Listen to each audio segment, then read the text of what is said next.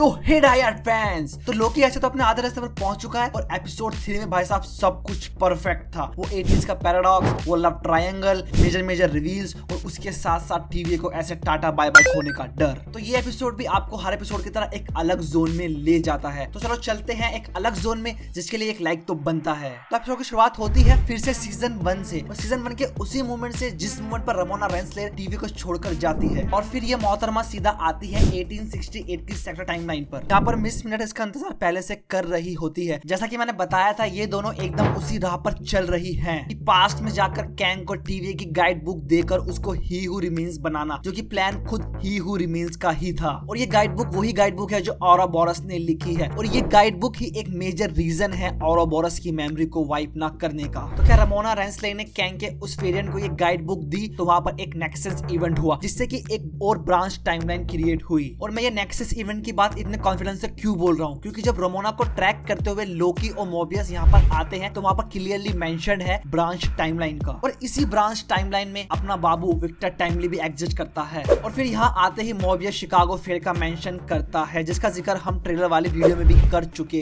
हैं। तो देखो, बात करते हैं इस मेले या फिर इस इवेंट की। तो ये इवेंट रियल लाइफ से ही इंस्पायर है, जो कि शिकागो के मिडवे प्लेसेस में हुआ था। आप इसको उस टाइम का मेला या फिर ट्रेड फेयर भी कह सकते हैं, पर थोड़ा सा एडवांस तरह का मेला, जिस मेले में वर्ल्ड के हर एक कंट्री को रिप्रेजेंट किया गया था। और इस मेले में वर्ल्ड का सबसे पहला फेरिस व्हील भी लगाया गया था। तो ऐसे मेले में कई सारे इन्वेंटर अपने इन्वेंशन को दिखाया करते थे, जिससे कि वो इन्वेस्टर को अट्रैक्ट कर सके। और मोबियस वहां पर कुछ फेमस इन्वेंटर को मेंशन भी करता है, जैसे कि टेस्ला, एडिसन, और हम सब हॉवर्ड स्टार्क को एमसीयू में ऐसा करते हुए देख चुके हैं। और फिर इसी मेले में हम नॉर्स माइथोलॉजी के प्रेजेंटेशन को देखते हैं, जहां ओडिन, थोर और बाल्डर द ब्रेव का स्टैचू दिखाया जाता है। और फाइनली एमसीयू में इस बंदे का जिक्र आ ही गया, जिस बंदे का जिक्र द डार्क वर्ल्ड में होने वाला था। यहाँ तक कि मल्टीवर्स ऑफ मैडनेस में कास्टिंग और शूटिंग के बाद भी इसको ड्रॉप कर दिया गया था। फिर वहां पर लगे एक एड पर साफ साफ लिखा था विक्टर टाइमली के बारे में, पर लोकी और मोबियस का ध्यान जाता है टेम्पोरल मार्वल्स के ऊपर, जिससे उनको लगता है कि रमोना रेंसलेर यही मिलेगी। और विक्टर टाइमली की उस प्रेजेंटेशन में हम टेम्पोरल लूम का एक प्रोटोटाइप देखते हैं, जिसका काम तो वही था पर एक छोटे स्केल पर। और विक्टर टाइमली का यही एग्जैक्ट अपीयरेंस हमको क्वांटम मेनिया के पोस्ट क्रेडिट सीन में देखने को मिला था। और फिर इस प्रोटोटाइप को वर्क करते हुए देखकर सब इन्वेस्टर के दिमाग की घंटी बज जाती है और सब इस पर बोली लगाना शुरू कर देते हैं। और फिर उन सब इन्वेस्टर में से एक इन्वेस्टर टेम्पर लूम को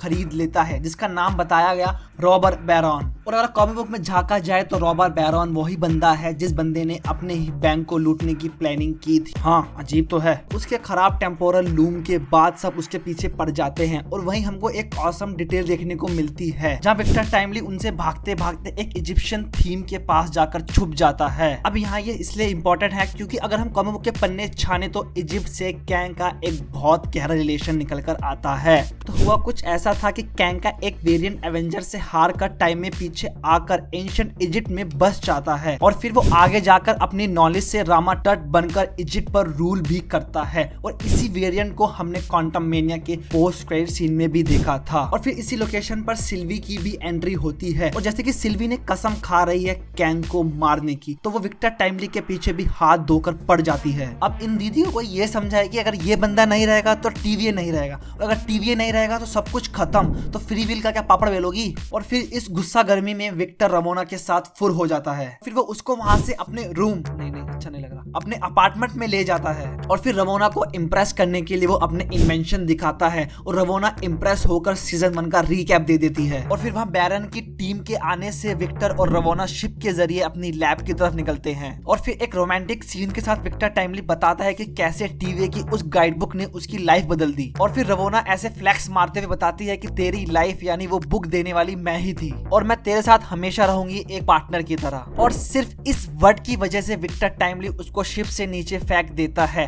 क्योंकि उसने पहले ही बताया था इसको पार्टनर नहीं पसंद। और फिर मिस मिनट और विक्टर टाइमली लैब पहुंचते हैं, और वहां इतने सारे इन्वेंशन के बीच एक डिवाइस को मेंशन किया जाता है, जो कि मेरे ख्याल से उसी डिवाइस का एक अर्ली वर्जन है जो हमको क्वांटम मेनिया में दिखाया गया था, और यही शायद आगे जाकर टेम्पोरल लूम को फिक्स करेगा। और फिर मिस मिनट थोड़ा ट्रैक से बाहर जाकर ऐसे शर्मा के संतरी हो जाती है और अपनी फीलिंग्स को लेकर चढ़ जाती है विक्टर टाइमली के ऊपर। और फिर इतनी प्यार मोहब्बत सहन ना करने की वजह से विक्टर टाइमली उसको ऑफ कर देता है। और फिर रवोना भी वहां पहुंच जाती है एक डिवाइस को लेकर जो कि साफ साफ प्रॉन स्टिक का एक अर्ली वर्जन है। और फिर वहां एक एक करके सबकी एंट्री हो जाती है, मोबियस, लोकी, यहाँ तक कि सिल्वी की भी। और सिल्वी फिर से अपनी उस जिद को लेकर चढ़ जाती है विक्टर टाइमली के ऊपर। फिर पता नहीं उस मोमेंट पर सिल्वी को कहां से अकल आ जाती है, वो विक्टर टाइमली को छोड़कर उसको टीवीए भेज देती है लोकी के साथ। और रवोना को टीवीए की गद्दी चाहिए थी तो सिल्वी उसको ही हू रिमेन्स के कैसल में भेज देती है। उस कैसल में अभी भी ही हू रिमेन्स की बॉडी पड़ी हुई